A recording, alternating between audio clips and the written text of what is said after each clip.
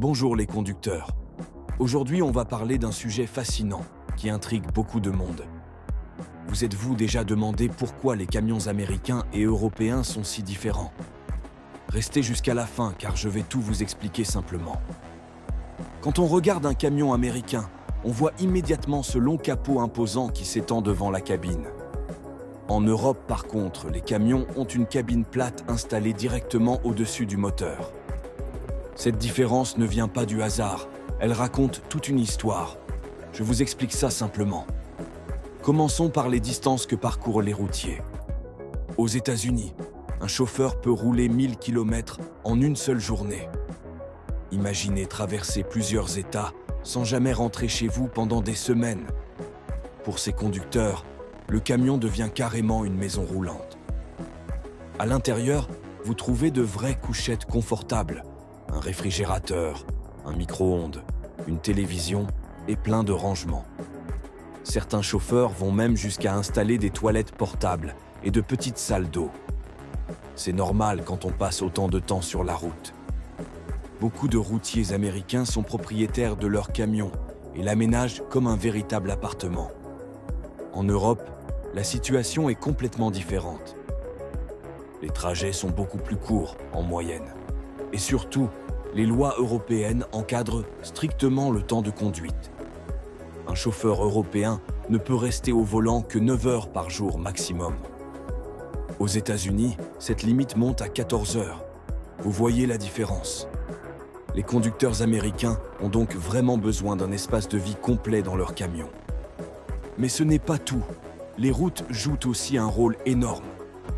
Les autoroutes américaines sont larges, longues et plutôt droites.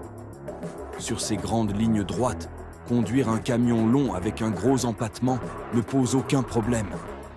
Au contraire, ça offre une excellente stabilité à haute vitesse. En Europe, c'est une autre paire de manches. Nos routes passent par des villes anciennes, avec des rues étroites, des virages serrés, des tunnels et des ponts. Dans ces conditions, un camion américain à long capot serait un vrai cauchemar à manœuvrer. C'est pourquoi les camions européens sont courts, compacts et très maniables. La cabine placée au-dessus du moteur donne au conducteur une meilleure visibilité vers l'avant. Ça facilite énormément les manœuvres dans les espaces restreints. Maintenant, parlons d'histoire parce que ça explique beaucoup de choses. Pendant longtemps, aussi bien en Europe qu'aux États-Unis, une règle commune existait.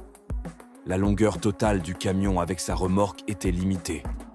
Les constructeurs devaient donc fabriquer des cabines courtes pour maximiser l'espace de chargement. Mais tout a basculé en 1982.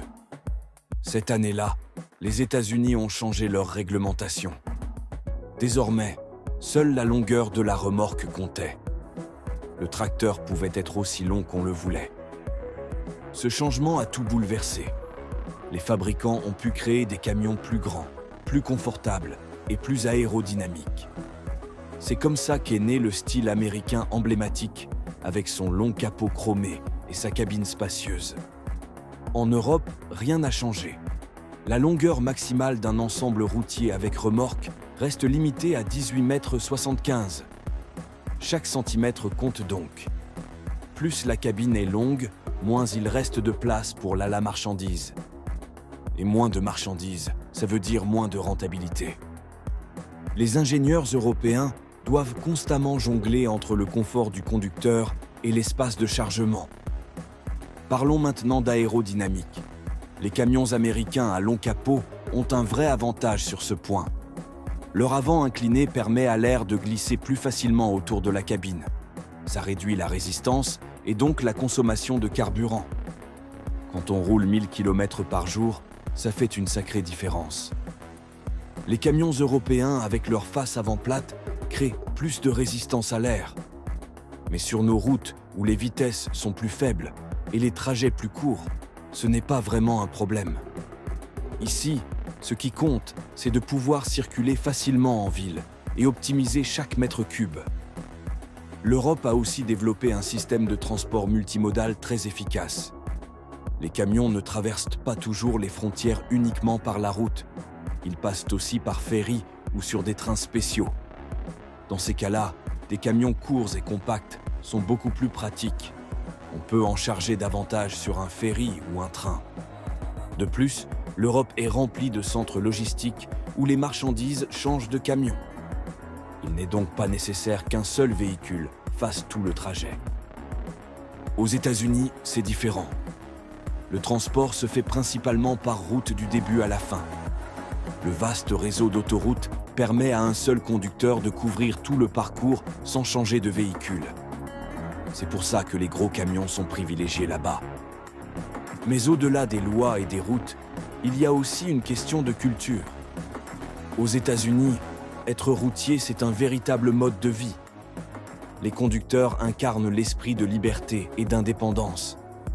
Leurs camions représentent bien plus qu'un outil de travail, c'est une extension de leur personnalité. Traverser des déserts, des plaines immenses et des montagnes fait partie de l'aventure. En Europe, l'approche est plus rationnelle et équilibrée. On valorise le temps de repos et le retour régulier à la maison. Les plannings sont organisés pour que les conducteurs s'arrêtent dans des zones de repos aménagées. Le camion reste avant tout un outil professionnel, pas un lieu de vie permanent. Et maintenant, regardons vers l'avenir, car les choses commencent à changer. Les camions électriques arrivent sur le marché et bouleversent toutes les habitudes. Prenez le Tesla Semi par exemple. C'est un camion électrique américain qui ne possède pas de long capot. Sa forme ressemble davantage aux cabines européennes. Pourquoi ce changement? Parce que les moteurs électriques prennent beaucoup moins de place. Et un design compact améliore l'aérodynamique tout en préservant l'autonomie des batteries. L'Europe, avec ses formes compactes et efficaces, pourrait bien avoir eu raison avant l'heure. Et l'Amérique semble progressivement s'orienter dans cette direction. Il est donc possible que dans quelques années, les différences s'estompent complètement. On verra peut-être une nouvelle génération de camions plus courts, plus silencieux et plus respectueux de l'environnement circuler partout. Ces nouveaux camions combineront le meilleur des deux mondes, l'efficacité européenne et le confort américain. Voilà pourquoi les camions américains et européens sont si différents aujourd'hui.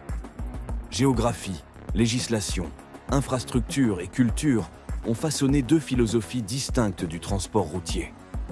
Mais avec l'électrification, cette distinction pourrait bientôt appartenir au passé. N'hésitez pas à laisser un commentaire pour me dire ce que vous en pensez et à partager cette vidéo si elle vous a intéressé. À très bientôt sur la route les conducteurs.